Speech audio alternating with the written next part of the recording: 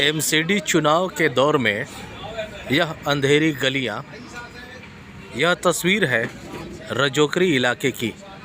वसंत कुंज ward की यह गलियां अंधेरी है।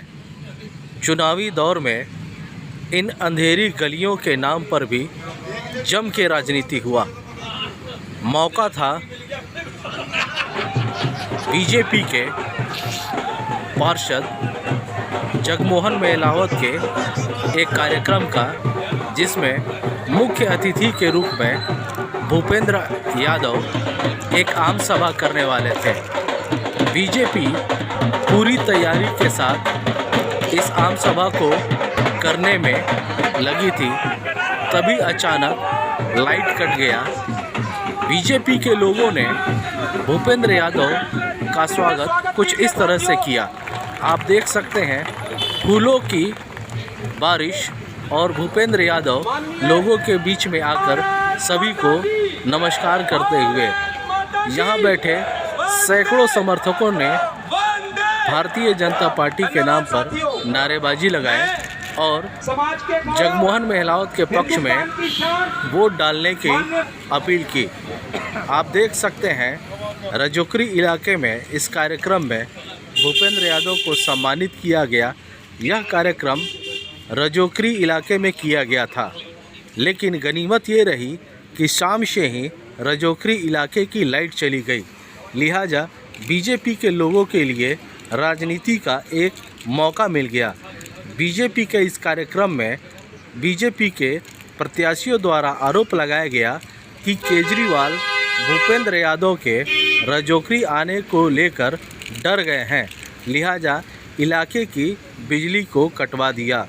इसके बाद बीजेपी कार्यकर्ताओं ने जनरेटर का इंतजाम कर इस कार्यक्रम को सफल बनाया। इस आम सभा में सैकड़ों के तादाद में बीजेपी के समर्थक और बीजेपी के कार्यकर्ता रजोकरी के इस आम सभा में पहुंचे। महिलाएं, जैसा कि आप देख सकते हैं, भारी संख्या में पहुंची थी। साथ ही साथ कई लोग भी यहां पर सम्मानित हुए। आप देख सकते हैं जगमोहन महलावत को स्थानीय निवासियों द्वारा फूल देकर सम्मान किया गया। साथ ही साथ मुख्य अतिथि के रूप में भूपेंद्र यादव को पारंपरिक तरीके से पगड़ी पहनाकर उनका स्वागत किया गया। उन्हें सम्मानित करने का काम वार्ड के बुजुर्ग लोगों द्वारा किया गया। बीजेपी द्वारा आयोजित इस चुनावी आम सभा में पहुंचे सभी नेताओं ने दिल्ली सरकार के खिलाफ जमकर खरी खोटी सुनाई। वहीं दूसरी तरफ बीजेपी के काम की जम के तारीफ की।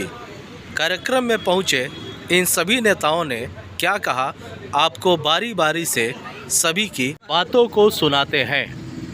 भारतीय जनता पार्टी का कार्यकर्ता जो कहता है वो करता है। भारतीय जनता पार्टी का जन्म हुआ जनसंघ से लेकर 1951 में, जब हमारे मैनिफेस्टो में था अगर जब हमारी सरकार बहुमत से आएगी तो इस देश से धारा 370 हटेगी और राम मंदिर बनेगा। वो काम कर दिया है दोस्तों। ये सौभाग्य है हमारा। 500 साल के उस संघर्ष के बाद हम सबके जीवन में वो दिन आया। हमारी सनातन संस्कृति को किस तरह से नाश करने के लिए कुछ लोग जुटे हुए थे, और आज हम सबका सौभाग्य है कि मंदिर हमारे सामने बन रहा है। मंदिर हमारे सामने बन रहा है। और आप यदुवंशियों के गांव में अयोध्या तो तैयारी है और मथुरा की अभी बारी है, तो मथुरा पर भी हमारा काम चलेगा। आज मुझे आशीर्वाद देने के लिए हमारे कैबिनेट मिनिस्टर भूपेंद्र यादव जी, हमारे लोकप्रिय सांसद रमेश विधुड़ी जी, और आप इतनी बड़ी संख्या में उपस्थित यहाँ रजोकरी गांव की सरदारी और सभी हमारे साथी।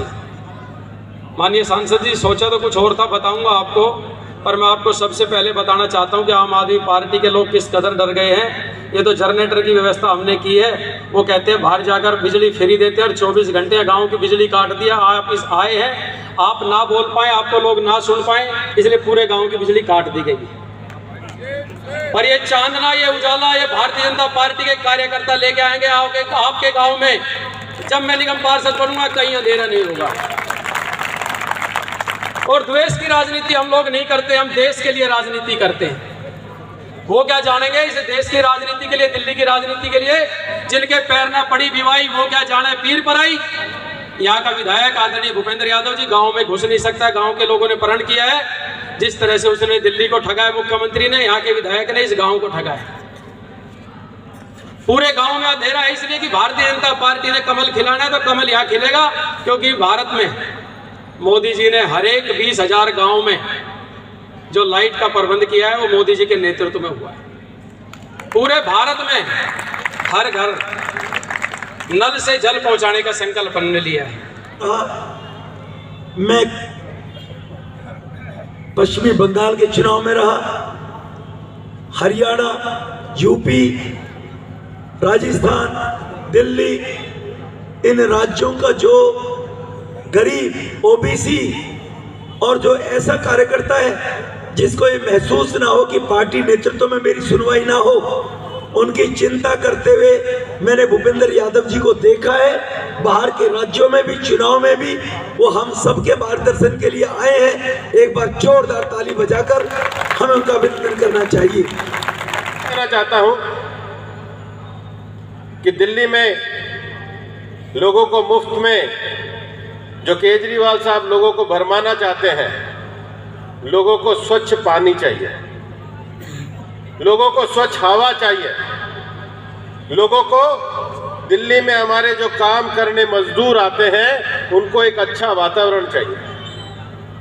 और मैंने देखा है लेबर डिपार्टमेंट ने नोटिस इश्यू किए मुंडका में, हमारे दिल्ली के पहाड़ी दिल्ली एरिया में जो आग लगने की घटनाएं हुई और हमारे बाहर के मजदूर जले, उसमें अगर एकमात्र दोष किसी का था तो दिल्ली सरकार के भ्रष्टाचार और दिल्ली सरकार की बदनीयती का था। हमने कार्रवाई करी। मैंने बहुत राज्यों में चुनाव कराए, बहुत राज्यों में राजनीतिक रूप से कार्यक्रमों को देखा है, लेकिन आज मैं जो आपके सामने दृश्य देख रहा हूं, इस बात को रजोकरी गांव के लोग ध्यान रखना कि क्या दृश्य है। केवल इसीलिए कि मैं रजोकरी गांव में आया हूं, आपकी बिरादरी में से निकला हुआ हूं, गांव के किसान परिवार से निकला हुआ हूं, इसलिए गांव की बिजली काट दी जाए। केवल इसीलिए कि मैं आपके बीच में अपने दिल की बात रखना चाहता हूं, अपने बुजुर्गों का आशीर्वाद लेना चाहता हूं, इसलिए जोर से म्यूजिक बजा दिया जाए। आप ये दिल्ली देहात के लोग मान के चलो, क्या दिल्ली का मुख्यमंत्री कोई दिल्ली देहात का व्यक्ति होता वो ऐसी हरकत करता?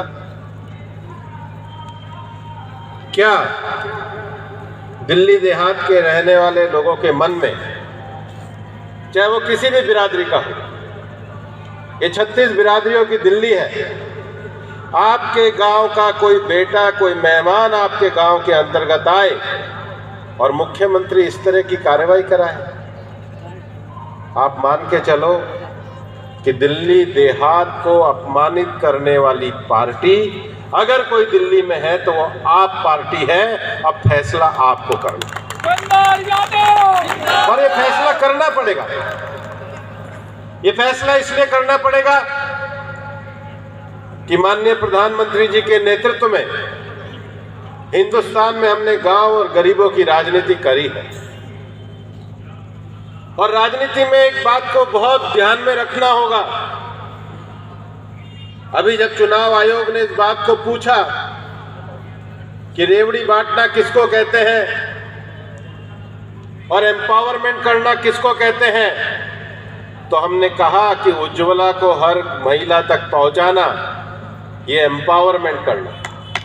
हिंदुस्तान के हर गांव में बिजली पहुंचानी, ये एम्पावरमेंट है। हिंदुस्तान के हर आदमी को रोजगार में सक्षम करना, ये एम्पावरमेंट है। भारतीय जनता पार्टी जब सबका साथ और सबका विकास की राजनीति की बात करना चाहती है तो हम हर आदमी को सम्मानपूर्वक जीवन जीने का अधिकार देना चाहते हैं, वो रास्ता दिखाना चाहते हैं। सम्मानपूर्वक जीवन जीने का अधिकार क्या है? केवल ऐसा मत मान लेना कि कोई पार्टी कोई चीजें मुफ्त में बांट के लोगों का जमीर खरीद सके।